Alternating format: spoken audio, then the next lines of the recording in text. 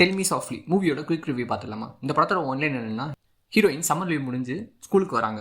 அப்படி வரப்போ ரொம்ப வருஷத்துக்கு முன்னாடி அவங்கள விட்டு போன 2 ஃப்ரெண்ட்ஸ் திரும்ப வந்திருக்காங்க, டைலர் அண்ட் டியாகோ. இவங்க 3 பேருக்குள்ளே என்ன நடந்துச்சு அது நடக்குது அப்படின்ற ஒரு பேசிக் ஒன்லைனோட தான் இந்த ஸ்டோரி மூவ் ஆகுது.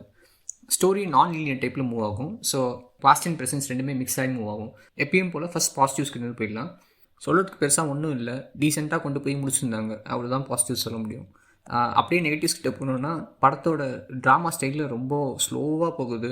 அண்ட் 2 hours படம் தான், அவங்க பொறுமையை ரொம்ப சோதிச்சு பார்க்கும். அப்புறம் மியூசிக்கும் எனக்கு பெருசாக ஒன்றும் அவ்வளோ இன்ட்ரெஸ்டிங்காக பட்ட மாதிரி தோணலை. அண்டு சினிமாட்டோகிராஃபியும் ஓகே, லைக் ரொம்ப டீசெண்டாக இருந்துச்சு. சரி, படத்தை பார்க்கலாமான்னா, உங்களுக்கு ரொமான்டிக் ஃபிலிம்ஸ் பிடிக்குன்னா நீங்கள் பொறுமையாக எனக்கு போனாலும் பரவாயில்ல அப்படின்னு நினச்சிங்கன்னா நீங்கள் கண்டிப்பாக செக் அவுட் பண்ணி பார்க்கலாம். வித் தமிழ் டப்பிங்கோட அமேசான் ப்ரைம்லேயே அவைலபிளாக இருக்குது. அடல்ட் சீன்ஸ் இருக்குது, அதுக்கேற்ற மாதிரி பிளான் பண்ணிக்கோங்க. சரி, நீங்கள் இந்த படத்தை பார்த்துட்டிங்களா? அவுட் ஆஃப் 5 ஸ்டார் எத்தனை ஸ்டார் தருவீங்க?